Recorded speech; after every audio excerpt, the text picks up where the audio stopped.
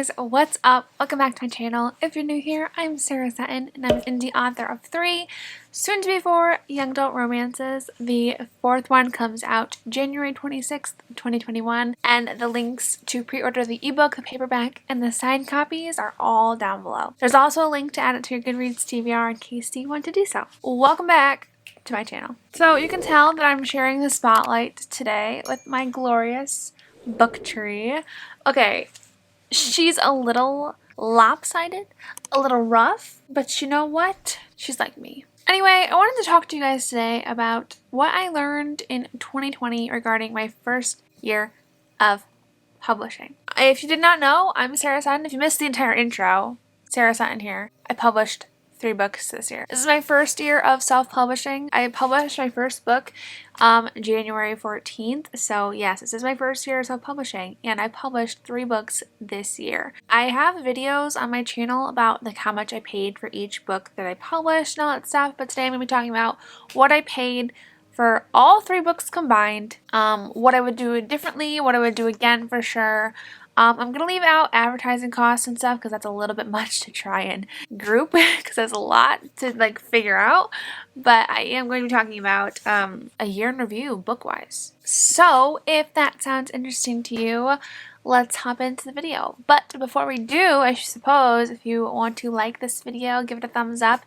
It really helps out my channel to find new people. And if you are new and you haven't subscribed yet, I hope that you do if you like my energy and if you like videos like this where we just talk. I post those once a week and I also post vlogs twice a week. So, now, yeah. Okay, let's hop into the video. So, in 2020, I published these 3 books. So, I have 2 kind of normal length books and then 1 novella length book. I published these 3 in 2020. I didn't write them in 2020. Like, I wrote all of these in different years, but I did publish them. So, yes. So I had a sheet that said the exact amount that I paid per book, but I must have misplaced it because I cannot find it. But I do know for all 3 books, so this one came out in January, this one came out in June, and then this one came out in October. So for all 3 of these books, I spent a little over $3,000 for covers, for editing, vellum, my formatting software, ISBNs, all of that together for these 3 books was a little over $3,000.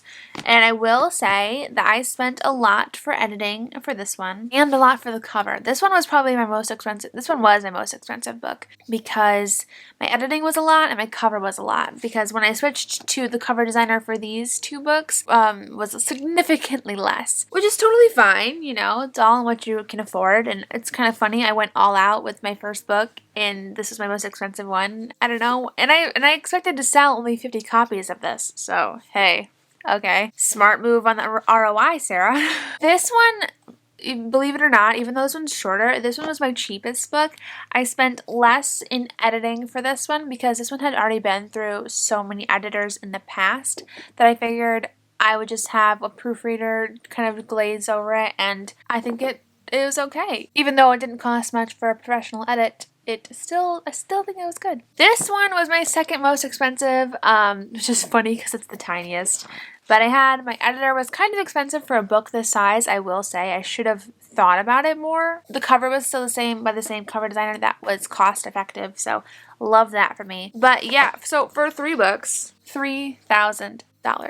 It's a lot of money. So in terms of what I would do differently, at least for cost, I think what I would have done differently is use a different cover designer, and I made that change because even though my editor for this one was a little bit more expensive, I absolutely adored her edits. I think for this one she left 1,500 comments on this manuscript, which is a lot of comments, and it helped improve it vastly, you know, so that's amazing. So I would definitely keep the cover designer, even though she was a bit more expensive. I actually used her again for this book because I love her to pieces. Honestly, and then we have a holiday book here. Honestly, this book was my least performing book of 2020. So there could be multiple reasons for this. It could be because of the length. I know novellas kind of turn a lot of people off. It could be the subject matter, because a girl is trying to move on from her ex-boyfriend, but she still likes him. There's stuff with her father involved. But it also could be that it's a Halloween romance.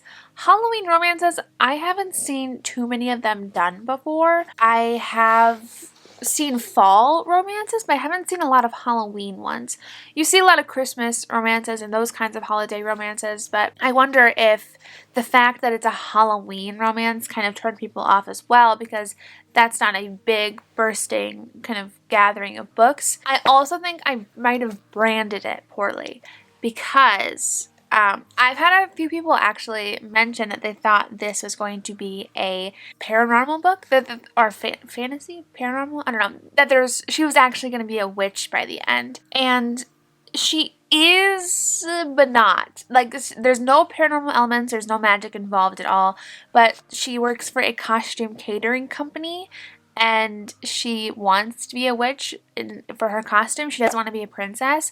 So that's where I was kind of coming from with if the broom fits and do witches get happily ever afters. I should have thought that through, because yes, it's very confusing, especially because, like, do witches get happily ever afters? Now you're thinking witches, not young adult contemporary romances. Do you know what I'm saying? I don't think I did. I did this one justice. I don't think I did. I marketed it, I think, as best as I could, but it just didn't take off the way I had been hoping it would, which is okay, because you're gonna have books like that. I found that very quickly. I guess the question is, would I write another holiday romance again? The answer is yes, but I think I would kind of try and gear it towards Christmas rather than towards fall/Halloween.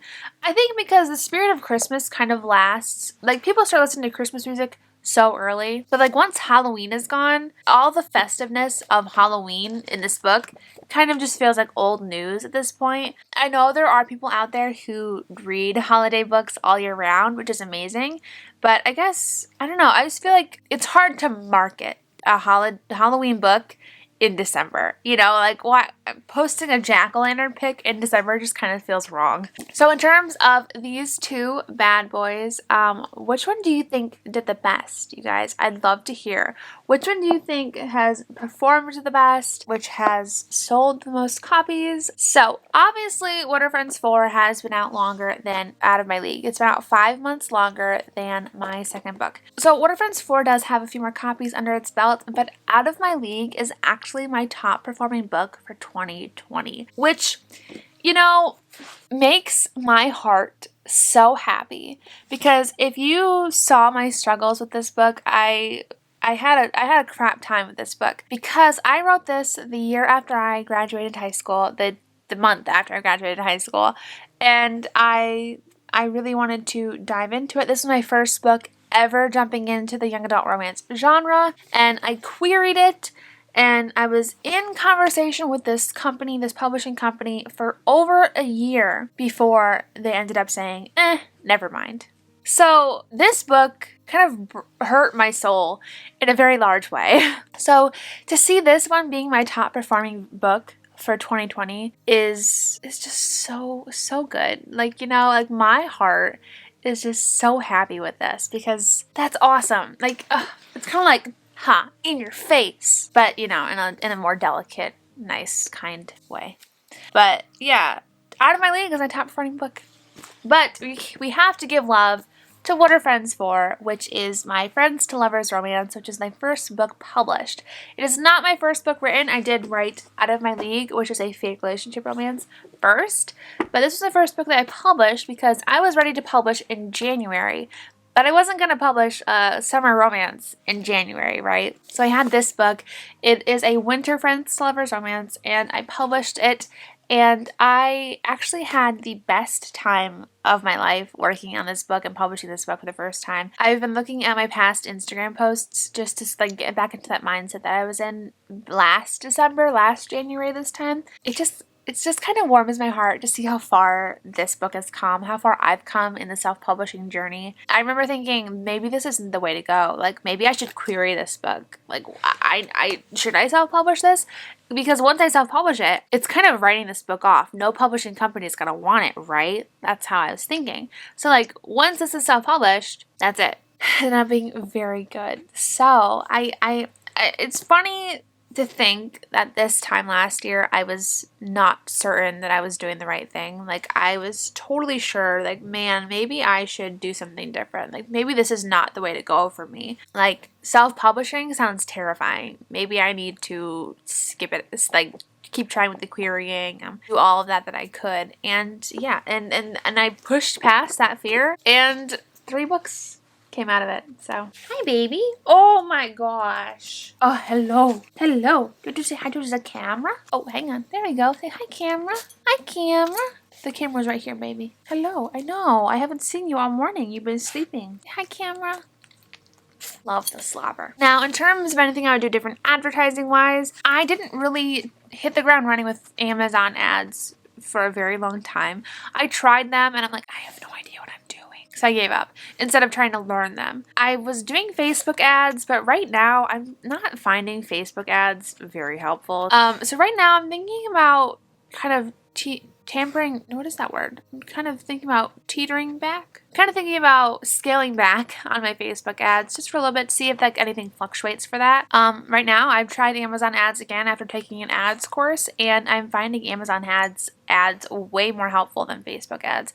At least too, because you can see a direct conversion. It doesn't tell you exactly which book somebody buys, but you can tell when there has been a sale, whereas Facebook, at least the ones that I'm doing, you cannot tell if there's been a sale or not, which makes sense. So, and also for every book that I launched, I did a book blitz and a blog tour, one with Espresso Books and one with Silver Dagger Tours. I found both of those really helpful because they both kind of opened the door for any ARC readers who wanted to read my book in advance, and they also kind of opened it for a wider berth of people to find for my social medias and books and all that stuff. I found that Silver Dagger really did help me in the boosting of my social media followers, especially BookBub followers. If you guys are on BookBub and you haven't followed me yet, if you wanted to, that'd be great. But yeah, so Silver Dagger I feel like kind of helps a lot in the social media department, and then Espresso kind of helps with getting your book out there a little bit. I think I'm going to use both of them for Can't Catch My Breath. I find that they help enough that they're worth the return on investment. So I'm trying to think of if there's anything that I would like hardcore say no, never again. I can't think of anything at the moment. I learned a lot of stuff though. I learned about the different vendors like Draft Digital, Ingram Spark, and KDP. I learned all the little nuances of choosing your book categories and captions and marketing on social media. I've learned those kinds of things. I have a video about, I think I have a video out where it's like 10 things I learned between What Are Friends For and Out of My League. So if you guys want to go check that out, I'd go into more detail there where I learned the majority of this kind of content. I also learned a lot about ARC readers. I think I found what number works best for me. So they kind of fluctuated. I think for What Are Friends For I had 10. Out of My League I had 20, and I think if the benefits I had 33. So I think I found a number that actually works for me, that I found a good group of ARC readers that actually review when they're on my ARC team, which is okay because I know things come up in people's lives. I'm not trying to throw shade. I'm just saying I found a team where I think that they are willing to read it and give an honest review about it, and that's actually what's most important. They're not gonna buy my book to some piracy website. At least I hope not. What else did I learn? You know, I think I really did learn too about myself. So self-publishing, when you're making money from it, it's really important to keep track of all of your expenses and payments. Well, I mean, even if you're not making money, but it's really important to keep track of all those little things like expenses and ads and payments received. And there's so many things that go into it. Like for me now, I make money from my YouTube channel. I make money from Patreon. I make money from my website. I make money from books on Amazon, Ingram Spark, Draft Digital. Is that it? I think I'm missing something. But like that's, Fiverr. So that's a lot of places where like there's money coming in and I have to keep track of it. So I really think I found a great filing system for myself. It was interesting in the beginning because I had nothing in place when I published What Are Friends For. I figured, I'll just publish it, see how it goes. Girl, you're supposed to keep track of those things.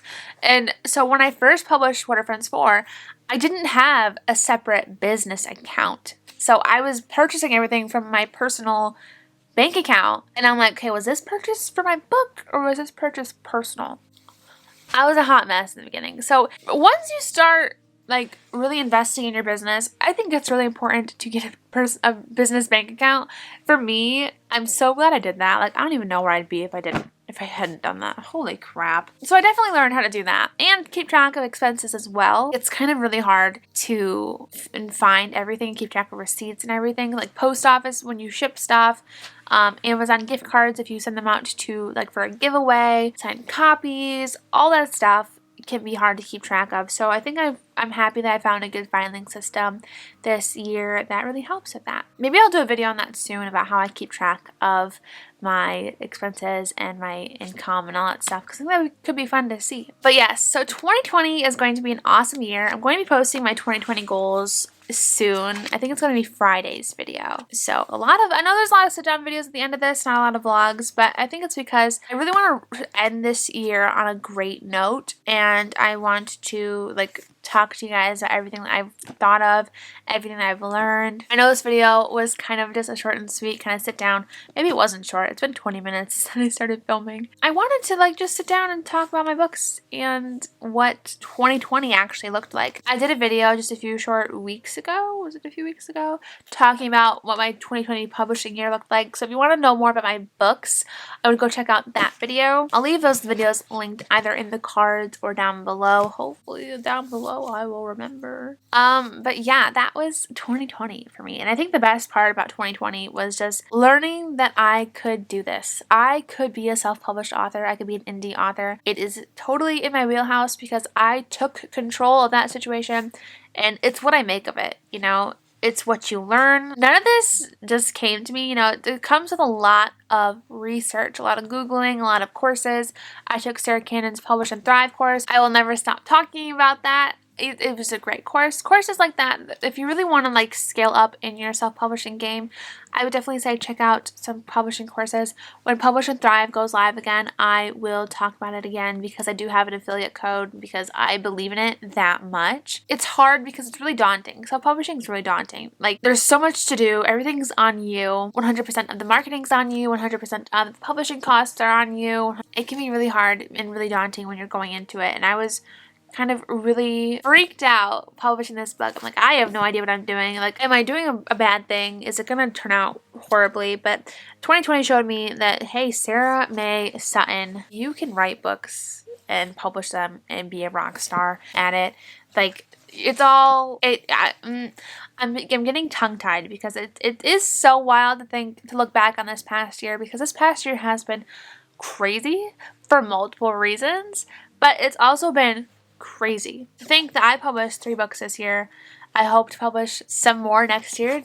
Tune into Friday's video and you'll find out exactly how more. It's just been an epic year.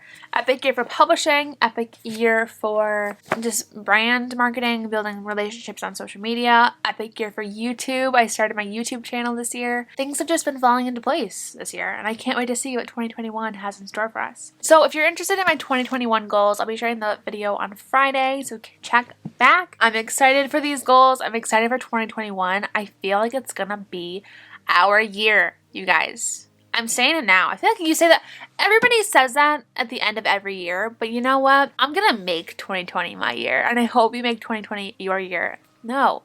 I'm going to make 2021 my year, and I hope you make 2021 your year as well. It's a tongue twister. If you like this video, please don't forget to give it a thumbs up and scroll down and tap that subscribe button because I post videos 3 times a week. And yeah, turn on those notifications so you don't miss Friday's 2021 year goals video. Thank you guys so much for watching, and I'll see you next time. Bye!